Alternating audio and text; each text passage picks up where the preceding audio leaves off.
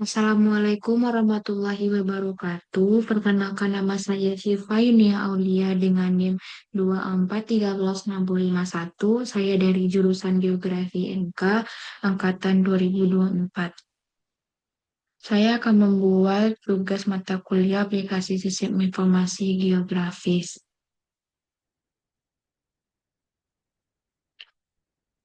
Di sini saya akan mempresentasikan tugas satu mengenai memilih satu contoh aplikasi sistem informasi geografis dari jurnal Sains Direct dan sumber lain yang berkaitan dengan banjir bandang dari jurnal Scopus yang mengidentifikasi masalah, teori pendukung, metode, hasil dan pembahasan, serta kesimpulan dan saran.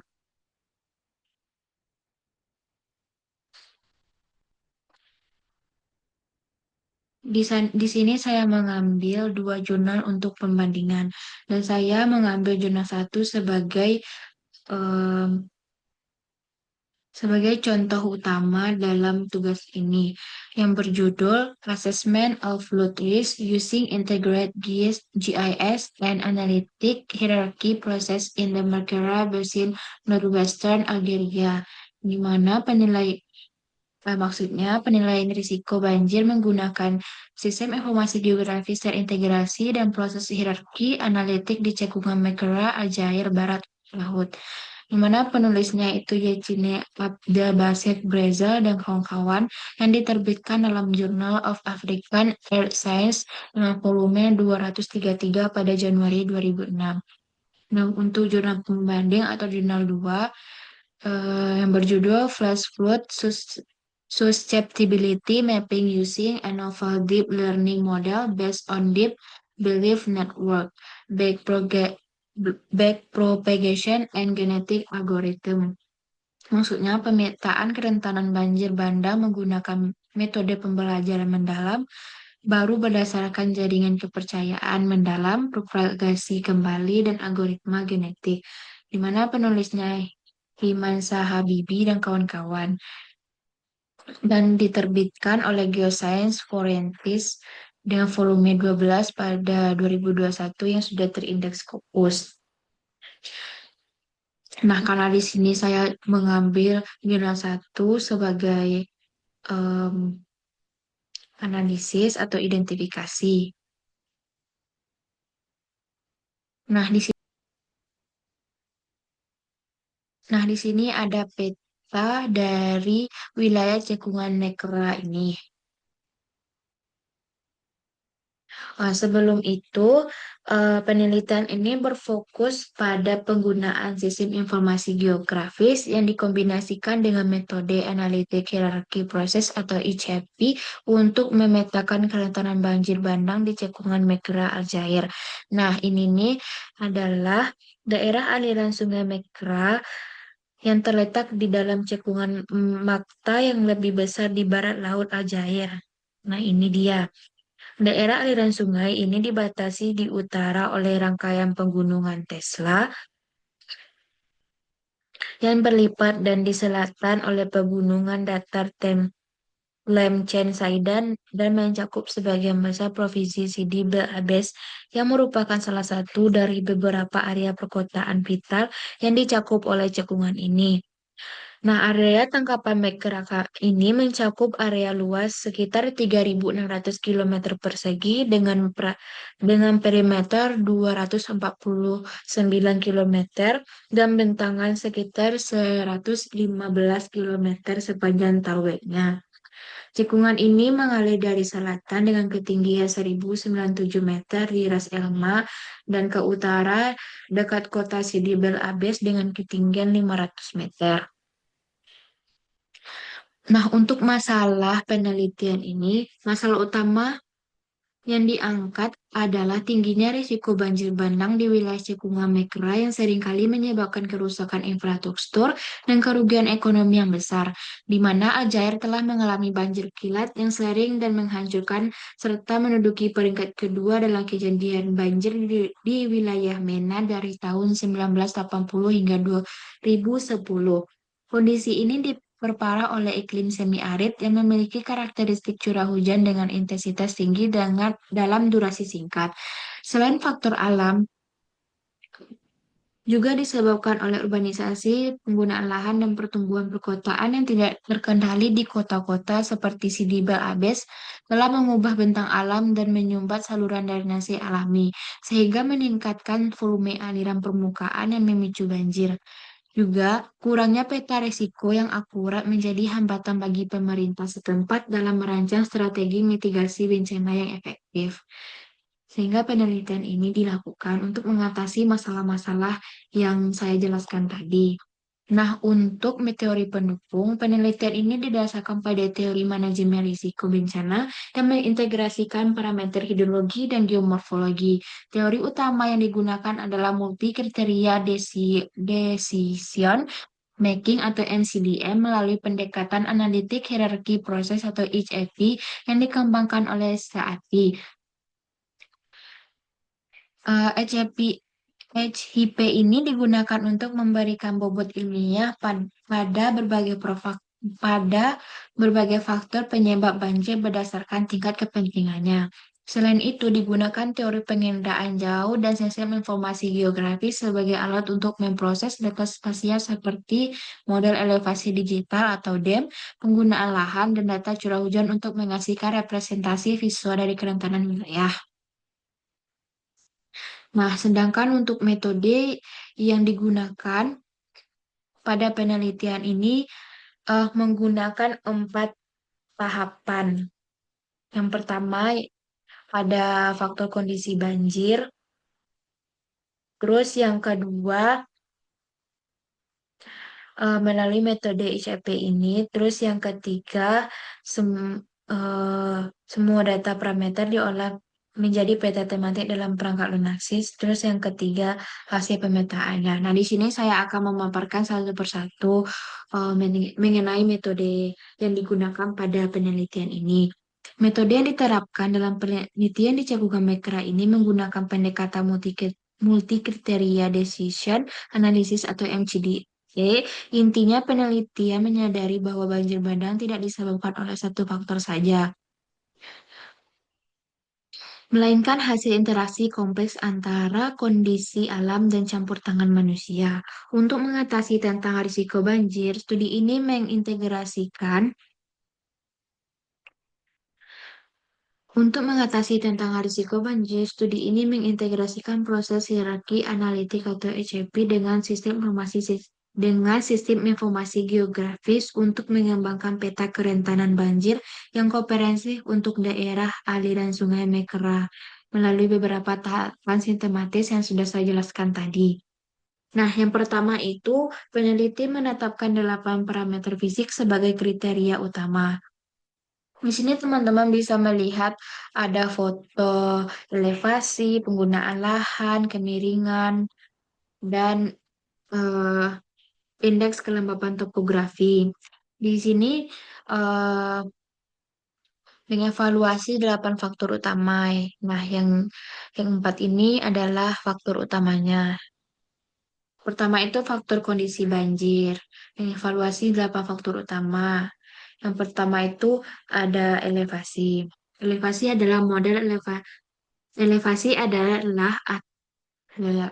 elevasi atau DEM atau model elevasi digital adalah representasi digital dari elevasi atau tinggi permukaan topografi. DEM dapat dipresentasikan sebagai titik vektor atau piksel raster dengan setiap titik atau piksel memiliki nilai elevasinya. Nah, fenomena kecepatan genangan terlihat ketika air mengalir dari elevasi yang lebih tinggi ke daerah dengan ketinggian lebih rendah, menyebabkan percepatan dalam laju banjir. Wilayah rendah sangat rentan terhadap penyelaman cepat saat air terakumulasi di elevasi yang lebih rendah. Ini mengarah pada terjadinya banjir yang lebih cepat yang dapat memiliki konsekuensi serius bagi daerah yang terkena. Terus yang kedua yaitu penggunaan lahan. Di daerah kering seperti Mekra ini terjadi curah hujan yang berat pada tanah tanah yang tidak dapat menyerap atau tanah liat dapat menyebabkan lonjakan limpasan. Ketidakadaan vegetasi dan kapasitas penyerapan tanah yang berkurang di medan datar semakin memperburuk akumulasi air yang cepat, meningkatkan kemungkinan banjir. Teman-teman dapat melihat gambar yang A ini, itu elevasi. Eh, peta elevasi yang mengklasifikasi cekungan menjadi 5 rentangan elevasi yang berbeda menyoroti variasi topografi. Nah, ini adalah em, klasifikasi elevasi pada cekungan Makira tersebut. Terus yang pada gambar yang kedua ini yaitu peta penggunaan lahan. Peta penggunaan lahan yang menunjukkan distribusi spasial dari berbagai jenis tutupan lahan seperti badan air, pohon, tanaman, area terbangun, lahan kosong dan padang penggembalaan. Nah, lanjut di sini ada peta kemiringan dan indeks kelembapan topografi atau TWI. Kemiringan lereng. Nah, yang ini nih kemiringan lereng yang A ini. Dampak kemiringan terhadap banjir sangat signifikan karena lokasi yang memiliki kemiringan curam cenderung menghasilkan tingkat limpasan yang lebih tinggi. Banjir dan genangan air lebih mungkin terjadi di daerah dengan kemiringan lembut atau datar. Dibuat dengan memanfaatkan model elevasi digital atau DEM dan alat pembangkit kemiringan yang tersedia dalam perangkat lunak ArcGIS dengan menghitung laju perubahan elevasi untuk setiap submodel elevasi digital atau DEM. Nah, sedangkan untuk indeks kebasahan topografi atau kelembapan topografi yang B ini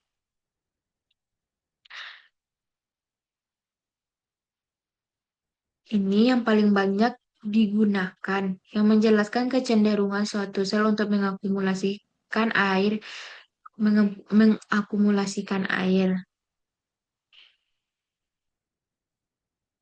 Nah, ini peta kemiringan yang mengklasifikasi medan menjadi 5 kategori berdasarkan kemiringan lereng dengan implikasi untuk perilaku aliran.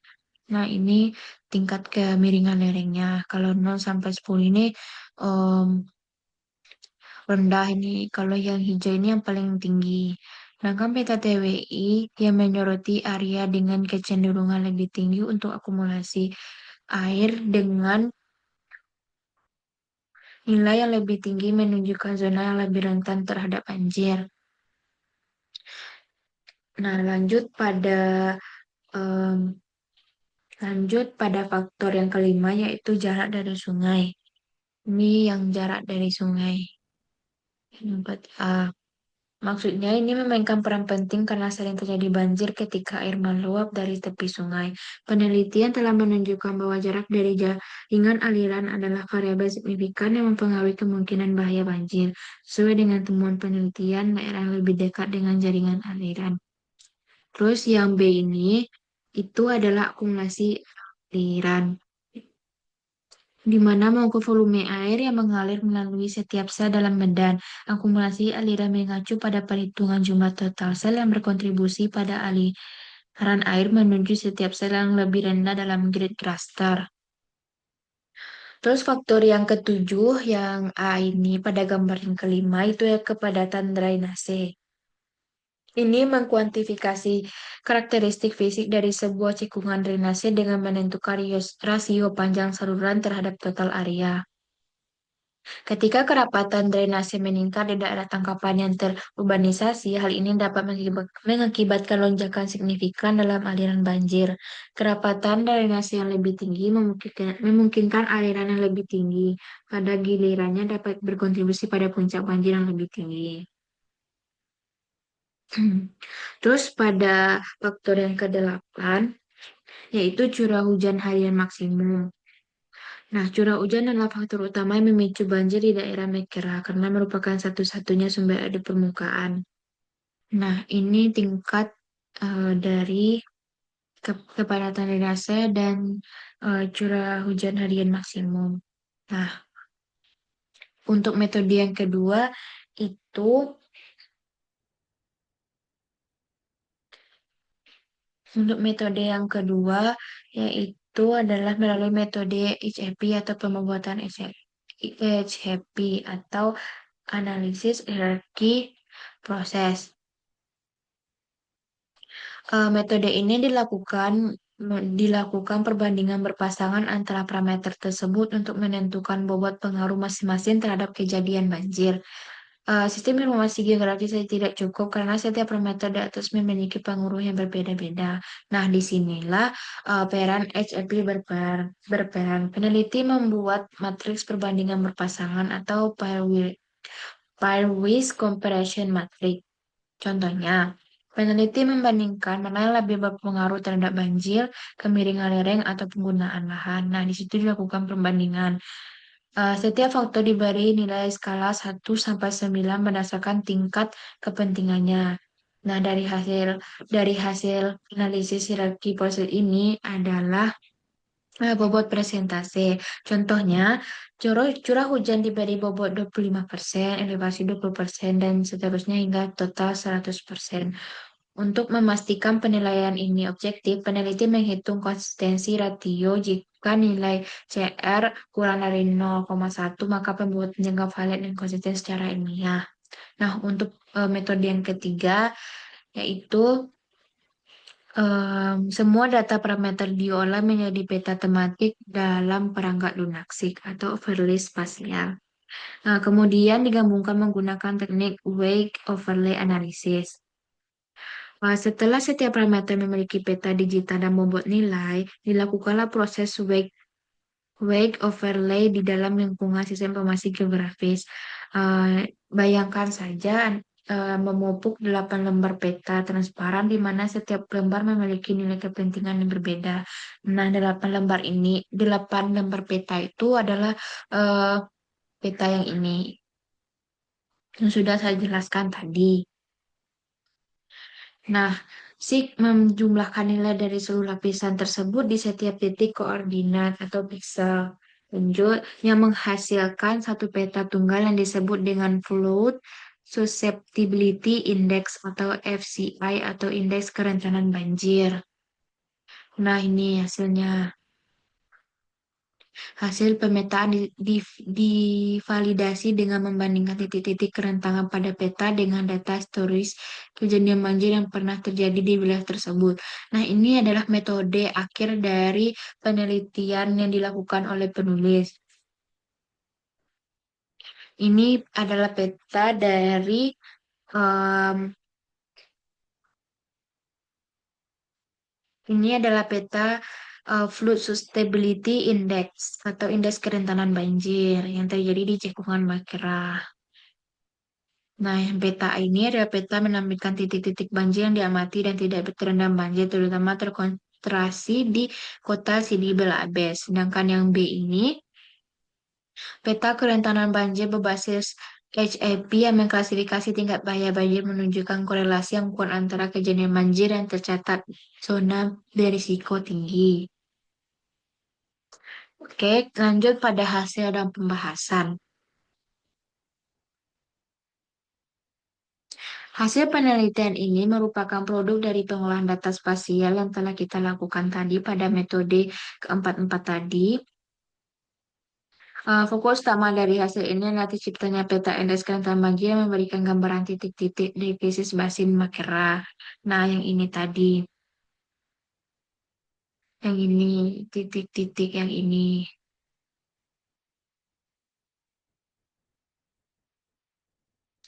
Nah, setelah melakukan proses wake overlay terhadap 8 parameter, peneliti berhasil mengklasifikasi wilayah cekungan Makera ke dalam 5 tingkat kerentanan. Yang pertama ada zona resiko.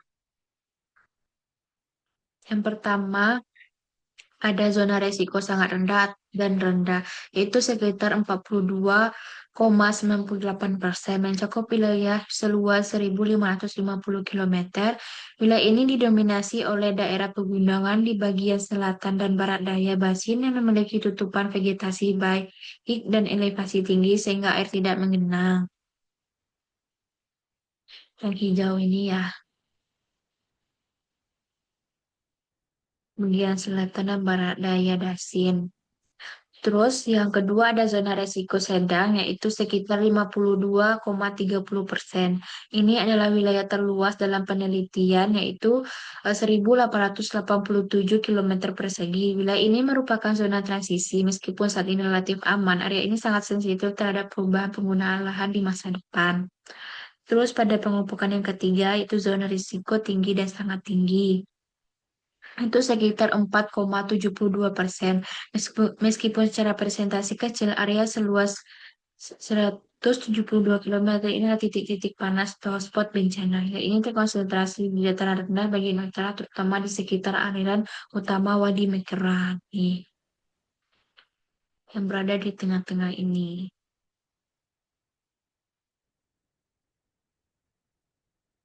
Analisis menunjukkan bahwa banjir bandang terjadi akibat kombinasi faktor topografi hilir yang sangat rendah dengan kemiringan kurang dari 3% menyebabkan kecepatan aliran air menurun drastis, memicu penumpukan air.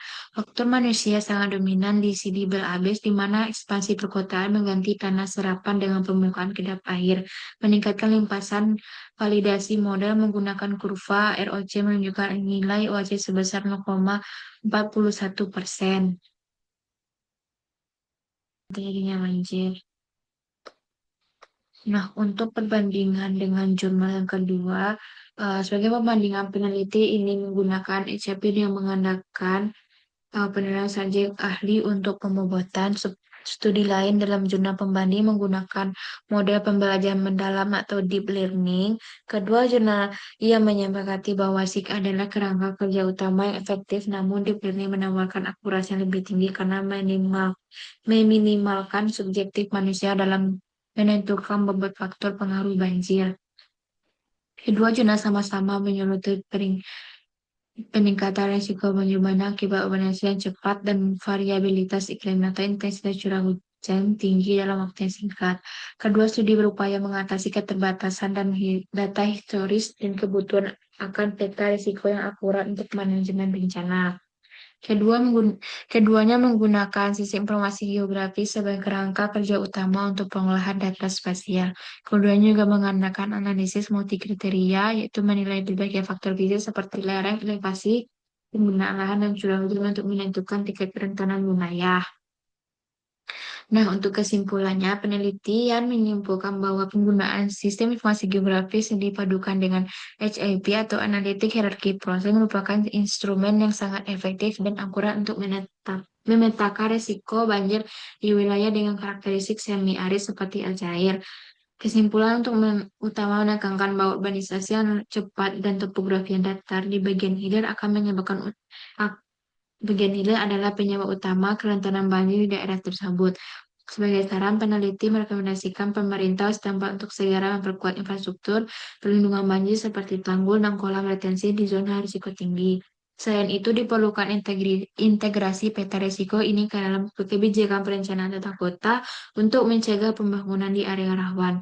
Rencana serta pengembangan sistem peringatan dini berbasis masyarakat agar dampak korban jiwa dan harta benda dapat diminimalisir di masa depan.